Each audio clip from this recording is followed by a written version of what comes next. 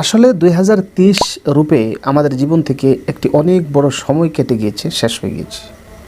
আমরা যদি লাইফটা এভাবে দেখি যে 365 দিন অর্থাৎ একটি বছরের মধ্যে 8760 ঘন্টা পাওয়া যায়।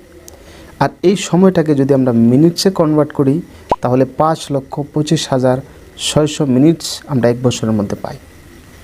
আমার জীবন থেকে একটি বছর যাওয়া তার মানে এই সময়টা চলে যাওয়া, আর এই সময়টা আর জীবনে ফিরে আমি পাবো না। অন অ্যাভারেজ যদি আমাদের জীবন 60 বছরের থাকে তাহলে একটি বছর চলে যাওয়া মানে 60 অংশর একটি অংশ কেটে যাওয়া, শেষ হয়ে যাওয়া। এটা আমাদের লাইফের জন্য অনেক একটি বড় ক্ষতি।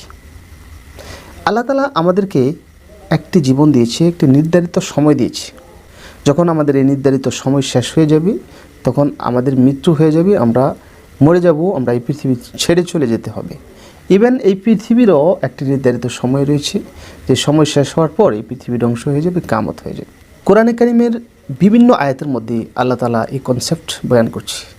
ফর এক্সাম্পল সূরা আরাফের 34 নম্বর আয়াতের মধ্যে আল্লাহ তাআলা বলেছেন, লিকুল্লি উম্মাতিন আজালুন ইদা জাআ আজালুহুম লা ইস্তাখিরুনা সাআতা ওয়া লা ইস্তাকদিমুন। যে প্রত্যেকটি উম্মতের জন্যই একটি একটি নির্ধারিত সময় রয়েছে, সময় দেওয়া হয়েছে। যখন এই নির্ধারিত সময়টা আসে যায় তখন সে এক কদম পিছেও যেতে পারবে না, এক কদম আগেও যেতে পারবে না। এক্স্যাক্টলি ওই সেম সময়ের মধ্যে এই পৃথিবী ছেড়ে সে চলে যেতে হবে।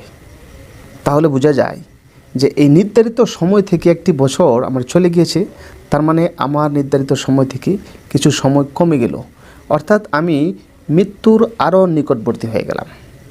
তাই লজিক্যালি একথা বোঝা যায় যে নতুন বছর আসলে কিছু না। এই বছর, মাস, সপ্তাহ, বছরের মধ্যে আপনার 12টি মাস, এই 12টি মাসের নাম, সপ্তাহের নাম, এগুলো সব মানুষে নির্ধারণ করেছে। এরও একটি ইতিহাস রয়েছে। আমার বিগত যে বছরটা আমার চলে গিয়েছে সেই বছরের মধ্যে আমি কি বদ আমল করলাম, কি গুনাহের কাজ করলাম, কতটুকু কমি কোথায় আমার দ্বারা হয়েছে, এবং কি ভালো কাজ করলাম, কি মন্দ কাজ করলাম, এই সমস্ত কিছু আমি আমার সম্মুখে এনে একটি পর্যালোচনা করে, একটি রিভিউ করে, যাতে আগন্তুক যেই নতুন বছর আসতেছে, যেটা আমি সেলিব্রেশন করতে যাচ্ছি, সে বছরটা যেন এমন কোথায় কমি এবং বদ আমল আমাদের দ্বারা না হয়, এর থেকে আরও কিছু ভালো আমল আমরা করতাম পারি, সেই বিষয়ে প্রতিজ্ঞাবদ্ধ হওয়া, সেটা ছিল করণীয়, এবং সেটা একজন জ্ঞানী মানুষের কাজ হবে। ঋতুর পরিবর্তন, দিন রাতের পরিবর্তন, সূর্য চন্দ্রর আপনার অবস্থা, তারপরে ঠান্ডা গরম আবহাওয়ার পরিবর্তন, মৌসুমের পরিবর্তন, এগুলোর প্রতি লক্ষ্য করে মানুষ এই বছর এবং মাস এগুলো নির্ধারণ করা হচ্ছে। এক্ষেত্রে সূর্য এবং চন্দ্রের কথা, সূর্য এবং চাঁদের কথা কোরআনে কারিমের মধ্যে বর্ণিত আছে। সূরা বাকারার 189 আয়াতের মধ্যে আল্লাহ তাআলা চাঁদের বিষয়ে বলতেছে, সাহাবাই কেরামে নবীজি আলাইহিস সালামকে জিজ্ঞাসা করেছিল যে ইয়াসআলুনাকা আনিল আহিল্লাহ, চাঁদের বিষয়ে জিজ্ঞাসা করেছিল। কুল হিয়া মাওয়াকিতুল লিন্নাস ওয়াল হজ, আপনি বলে দেন যে এই চাঁদ মানুষের সময় নির্ধারণ করার একটি জরিয়া, হজের জন্য, খেতিবাড়ির জন্য, আর বিভিন্ন সেক্টরের মধ্যে যে সেক্টরের মধ্যে আছে সেই সেক্টরের মধ্যে তার সময়, দিন, কাল নির্ধারণ করার জন্য এই চাঁদের থেকে হিসাব নির্ধারণ করা হবে। এবং সূরা ইউনূসের 5 নম্বর আয়াতের মধ্যেও কিছু এমনই মিলতা জুলতা একটি কনসেপ্ট কোরআনের মধ্যে বয়ান করা হচ্ছে। এক জামানা পর্যন্ত এই পৃথিবীর মধ্যে কোনো ধরনের ক্যালেন্ডার ছিল না, ঘড়ি ছিল না, সময় নির্ধারণ ছিল না, বছর ছিল না, মাস ছিল না, সপ্তাহ ছিল না, কিছু ছিল না। ওই সময় মানুষ আনুমানিক হিসাবে চলতো, আন্দাজা লাগিয়ে আনুমানিক হিসাবে চলতো।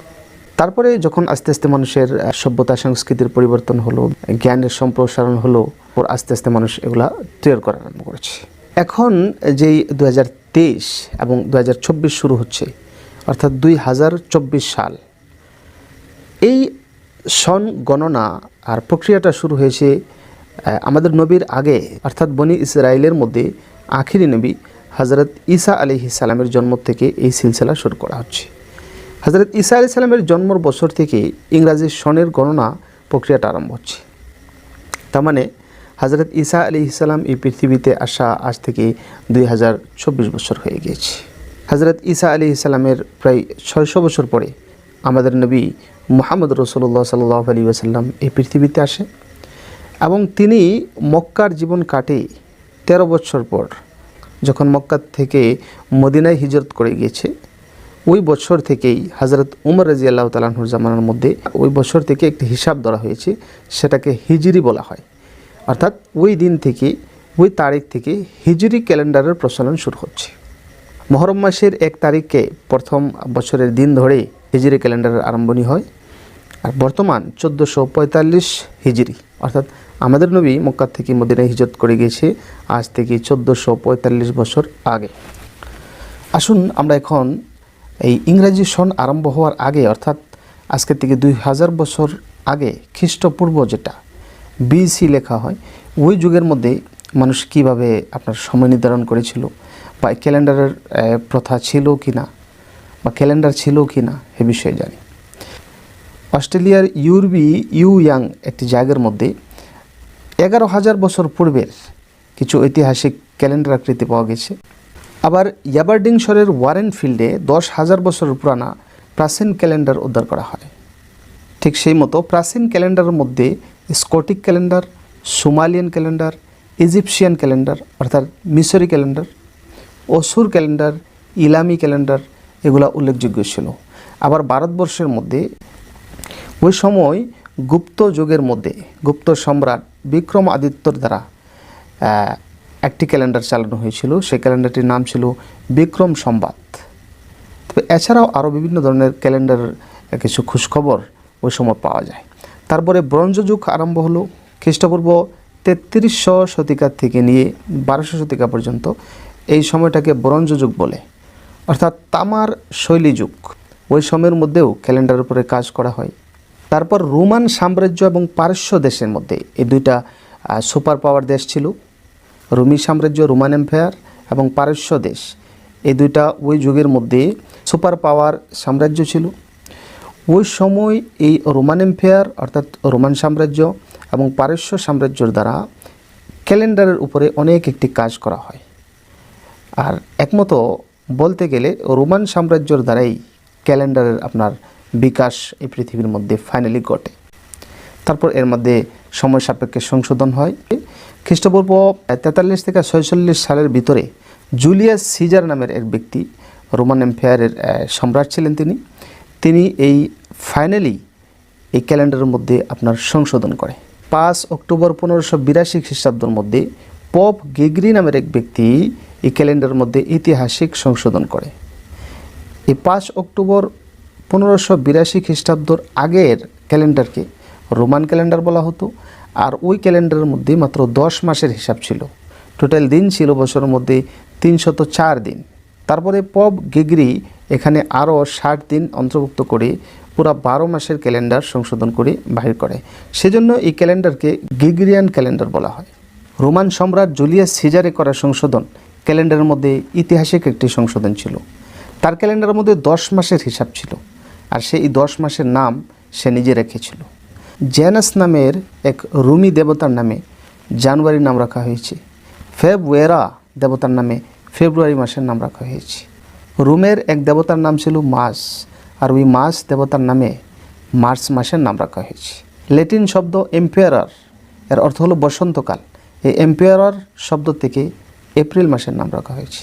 মার্কারি দেবতার মায়ের নাম ছিল মাইয়া, সেই মাইয়ার নামে বলা হয়েছে যে মে মাসের নাম রাখা হয়েছে। ঠিক সেই হিসাবে জুনু একজন দেবতার নাম, তেনার নামে জুন মাসের নাম রাখা হয়েছে। আর জুলিয়াস সিজার যিনি ক্যালেন্ডারকে সংশোধন করে 10 মাসের সুন্দর করে বানিয়েছিল, তার নামে অর্থাৎ রোমি সম্রাট জুলিয়াস সিজারের নামে জুলাই মাসের নাম রাখা হয়েছে। বলা হয়েছে যে জুলিয়াস সিজার এই জুলাই মাসের মধ্যেই জন্মগ্রহণ করেছিল, আবার এই জুলাই মাসের মধ্যেই তার মৃত্যু হয়। তারপর সর্বশেষে যে ব্যক্তির নাম লওয়া যাবে ক্যালেন্ডারের মধ্যে কাজ করা এবং ক্যালেন্ডারের মধ্যে ঐতিহাসিক একটা পরিবর্তন আনা, তার মধ্যে থেকে একজনের নাম হলো উমর খয়াম। তেনার আসল নাম ছিল উমর বিন ইব্রাহিম আন-নিসাপুরি। তেনার জন্ম ইরানের মধ্যে হয়েছিল, পারস্য দেশের মধ্যে। 1048 সালে তেনার জন্ম। তিনি ছিলেন বহুত্ববিদ, জ্যোতিষবিজ্ঞানী, গণিতজ্ঞ, দার্শনিক, কবি। গণসমীকরণ এবং তার সমাধানের কঠিন কঠিন সূত্রগুলো তিনি উত্থাপন করেছিলেন, তৈরি করেছিলেন। তিনি ক্যালেন্ডার উপরে অনেক কাজ করে সর্বপ্রথম 365 দিনের সূত্র তিনি প্রকাশ করেন। তিনি একটি ক্যালেন্ডার বানিয়েছিলেন যার নাম ছিল জালালি ক্যালেন্ডার। 365 দিনের সূত্র প্রকাশ করে এই ক্যালেন্ডারের মধ্যে এক দীর্ঘদিন তিনি কাজ করার পর ফাইনালি এই ক্যালেন্ডারকে সংশোধন করে বাহির করে। আর আজ পর্যন্ত এই গ্রেগরিয়ান ক্যালেন্ডার নামে সারা বিশ্বের মধ্যে মান্যতাপ্রাপ্ত ক্যালেন্ডার চলতেছে।